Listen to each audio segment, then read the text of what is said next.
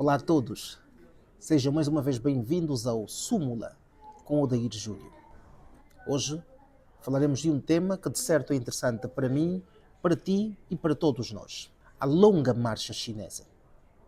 Que relação existe entre este e este assunto? Imagine um grupo de 86 mil pessoas, compostas por camponeses e operários, que percorreu cerca de 12.500 quilómetros.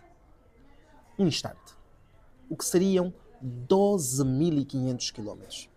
Para melhor entendermos, vamos fazer aqui uma análise breve. 12.500 quilómetros corresponde propriamente a um veículo que a 120 quilómetros por hora, ininterruptos, precisaria de cerca de 4 dias e meio para chegar ao destino.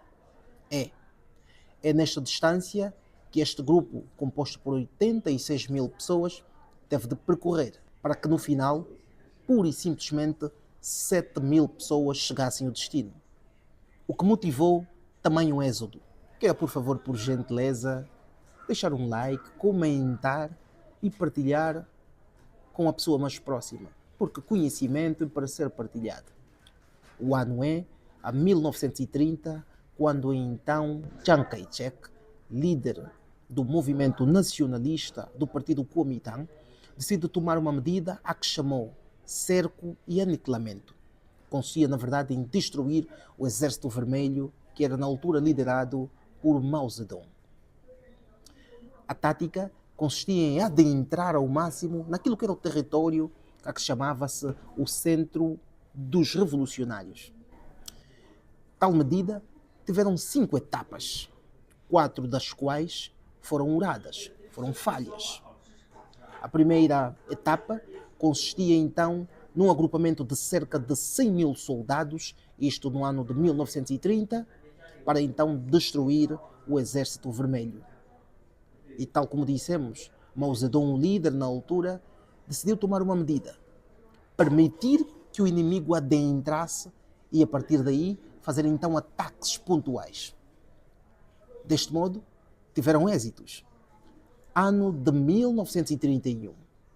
Foi uma segunda emboscada em que foram desta vez cerca de 200 mil soldados. E igualmente falhou.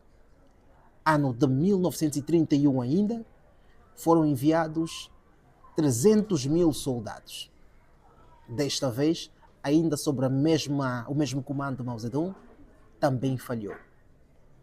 Nesta altura, Chiang Kai-shek decide tomar uma medida: comandar as tropas. E o que aconteceu? Foi então que no ano de 1932, o partido Kuomintang decidiu então criar 30 divisões para então lograr êxitos. E ainda assim foi urado.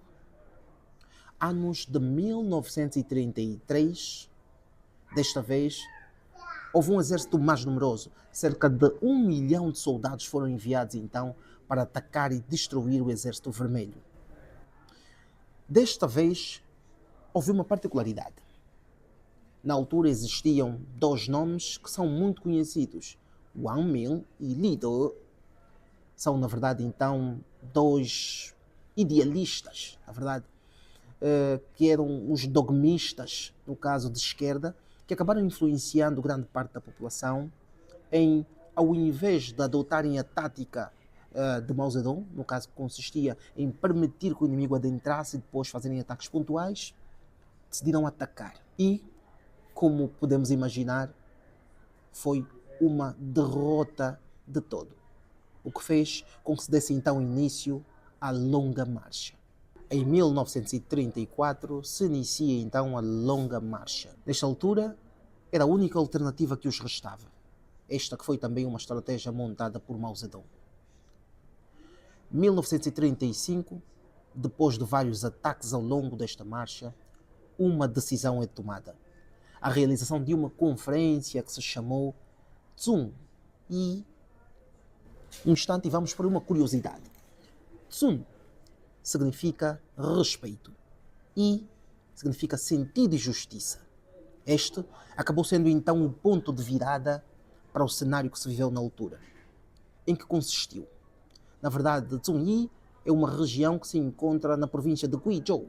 Na altura chamou-se de Guozhou. Este nome é o que sustenta o sentido desta conferência. A conferência, na verdade, consistiu em o birro político sentar-se e atribuir o poder militar unicamente a uma pessoa. E esta foi Mao Zedong.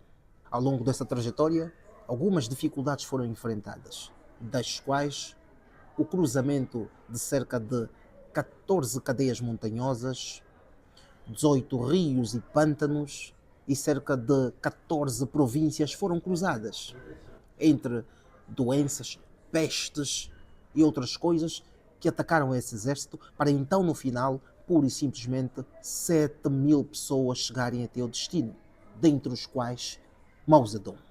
A longa marcha transformou-se então em uma escola de formação ideológica, pois o facto de ter sido uma confluência entre a população e o exército constitui então uma escola, até os dias atuais, para aquilo que é o Partido Comunista.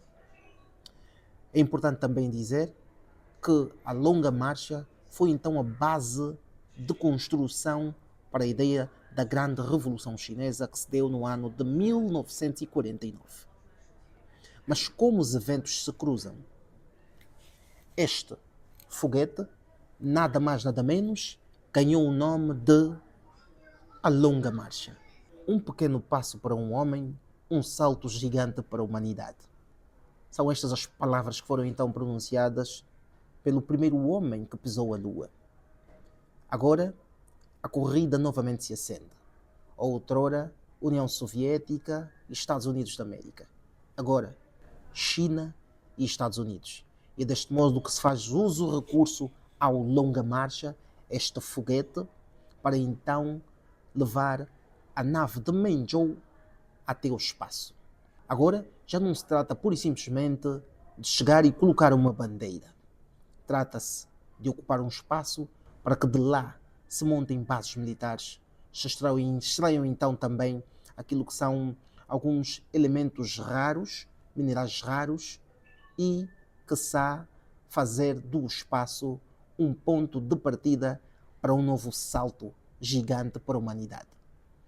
Deixe seu comentário se gostou, dê as sugestões em relação ao tema que foi abordado e, por favor, partilhe com os seus amigos, porque conhecimento é para ser partilhado. Espero-vos em próxima oportunidade em Súmula com Odair Júlio.